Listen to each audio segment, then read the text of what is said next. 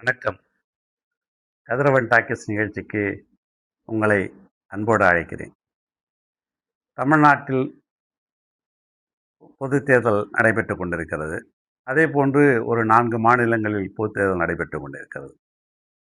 ஆனால் தென்னக மாநிலங்களை வஞ்சிக்கும் விதமாக எப்பொழுதுமே பிஜேபிக்கு தென் மாநிலங்கள், குறிப்பாக தமிழ்நாடு என்றால் அவர்களுக்கு பிடிக்கவே பிடிக்காது. அதை வஞ்சிக்கும் விதமாக ஒரு காரியத்தை சத்தமில்லாமல் செய்து வருகிறார்கள். இந்திய நாட்டில் கடந்த 1961, 1951, 1961, 1971 ஆகிய 3 பத்தாண்டுகளில் மக்கள் தொகை கணக்கெடுப்பு நடத்தப்பட்டது. அதன்படி நாடாளுமன்ற தொகுதிகள் மறுசீரமைப்பு செய்யப்பட்டு 1971 ஒரு நாடாளுமன்ற தொகுதிக்கு 10.10 லட்சம் மக்கள் தொகை என்ற அடிப்படையில் 543 நாடாளுமன்ற தொகுதிகள் கொண்டு வரப்பட்டது. அதாவது 545 தொகுதிகள், 543 தொகுதிகள் தேர்ந்தெடுக்கப்பட்ட உறுப்பினர்கள், 2 பேர் நியமன உறுப்பினர்கள். அதுதான் இன்று வரை தொடர்ந்து வருகிறது. இப்படி சூழலில் இருக்கும் பொழுது இந்தியாவிலேயே தென்னிந்திய மாநிலங்கள் தான், குறிப்பாக தமிழ்நாடு, கேரளா, ஆந்திரா, கர்நாடகா போன்ற மாநிலங்களில் ஒன்றிய அரசு அப்பொழுது கொண்டு வந்த அரசினுடைய குடும்ப கட்டுப்பாடு திட்டத்தை சிறப்பாக நடத்தி முடித்து அதன் விளைவாக மக்கள் தொகையில் எண்ணிக்கை விகிதாச்சாரம் தென் மாநிலங்களை குறைந்துவிட்டது.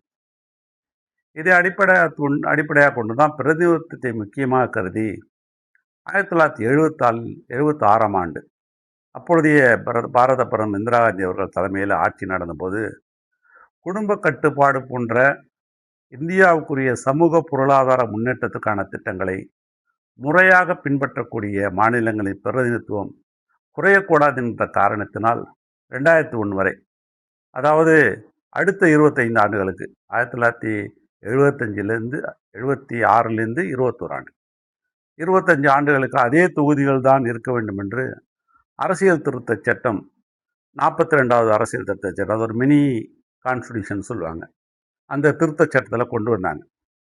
இது 2001ஆம் ஆண்டு வரை இந்த 543 தொகுதிகளாக நீடித்து வருகிறது. அதற்கு பிறகு 1999ஆம் ஆண்டு பாரதிய ஜனதா கட்சி தலைமையில் ஆட்சி அமைந்த பொழுது அப்பொழுதைய பாரத பிரதமர் வாஜ்பாய் அரசில் திராவிட முன்னேற்றம் அங்கம் வகித்தது. அந்த ஜனநாயக கூட்டணியில் ஒன்றியத்தில் ஆட்சியில் இருந்த பொழுது அப்போதைய தமிழ்நாடு முதல்வர் கலைஞர் அவர்கள் மக்கள் தொகை கணக்கெடுப்பு நடக்கட்டும் 2001, ஆனால் நாடாளுமன்ற தொகுதிகளின் எண்ணிக்கையை கூட்டாமல் குறைக்காமல் தொகுதிகளுடைய எல்லைகளை மறுவரையறை செய்து கொள்ளலாம் என்று ஒரு ஆலோசனை சொல்லி அதை கேட்டுக்கொண்டார். அதன்படி ஒரு அரசியல் திருத்த சட்டம், 84வது திருத்த சட்டம் கொண்டு வரப்பட்டது. அது அடுத்த 25 ஆண்டுகளுக்கு, அதாவது 2026 வரை நாடாளுமன்ற தொகுதி 543 ஆகத்தான் தொடரும் என்று கொண்டு வரப்பட்டது. ஆனால் தற்போது இந்த தென் மாநில மக்களுடைய நலனுக்கு எதிராக பாரதிய ஜனதா ஆட்சி ஒன்றியத்தில் ஆட்சியில் இருக்கக்கூடிய காரணத்தால் தொகுதி மறுவரையறை செய்து தென் மாநிலங்களின் பிரதிநிதித்துவத்தை குறைக்க வேண்டும் என ஒரு வியூகத்தை, அதாவது தமிழ்நாட்டுக்கு எதிரான ஒரு ஏற்று வைத்து காய்களை நினைத்து வருகிறது. நாடாளுமன்றத்தில் பார்த்தீங்கன்னா இப்போது தென் மாநிலங்களின் பிரதிநிதித்துவம் என்பது 23.74% இருக்கிறது. மக்கள் தொகை அடிப்படையில் பார்க்கும்போது 543 தொகுதிகளை மறுவரை செய்கிற போது தென் மாநிலங்களின் பிரதிநிதித்துவம் 18.97% குறைந்துவிடும். கிட்டத்தட்ட ஒரு 5% குறைந்துவிடக்கூடிய அளவில் இருக்குது.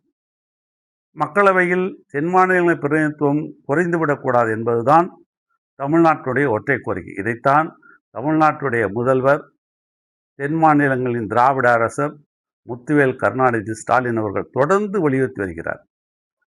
தேர்தல் வேளையில் இப்படி சத்தம் இல்லாமல் நாடாளுமன்றத்தை கூட்டி இது தொடர்பான மசோதாவை நிறைவேற்றிவிட வேண்டும் என ஒன்றிய பாரதிய ஜனதா அரசு ஒரு திட்டத்தை செய்து வருகிறது.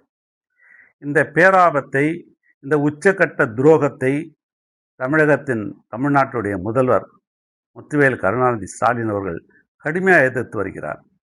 இப்போ தென் மாநிலங்களின் உரிமைக்கு இந்த உலை வைத்து வடக்குக்கு வலிமையை வாரி வழங்கும் ஒன்றிய பாரதிய ஜனதா அரசின் செயல்களை பார்த்து கொண்டு சும்மா இருக்க மாட்டோம் என்று தனது கருத்தை மாண்புமிகு தமிழ்நாட்டின் முதல்வர் அவர்கள் ஆழமாக பதிவு செய்திருக்கிறார்.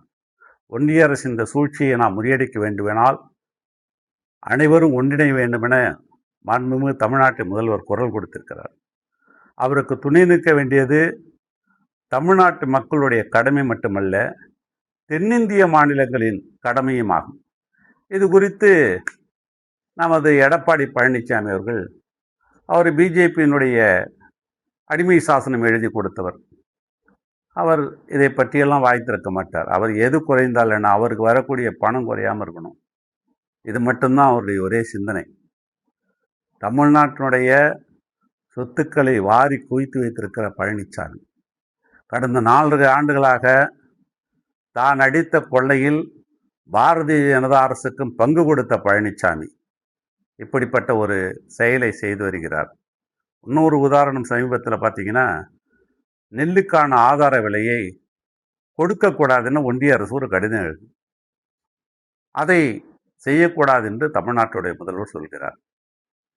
எடப்பாடி பழனிசாமி 4.5 ஆண்டுகள் முதல்வராக இருந்த பொழுது ₹1 கூட அந்த நெல்லுக்கான ஆதார விலையை கூட கொடுக்கவில்லை.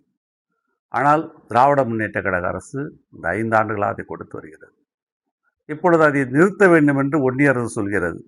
அதை எதிர்த்து மாண்புமிகு தமிழ்நாட்டு முதல்வர் கடிதம் எழுதியிருக்கிறார், ஒன்றிய அரசை வலியுறுத்துகிறார். இப்படி தமிழ்நாட்டினுடைய நலன்கள் பாதிக்கப்படுவது குறித்து எந்தவித அக்கறையும் கொள்ளாத எடப்பாடி பழனிசாமி தான் இப்பொழுது ஒவ்வொரு மேடைதோறும் வாந்தி எடுத்து வருகிறார். மிக ஆபாச வார்த்தைகளை பேசி வருகிறார்.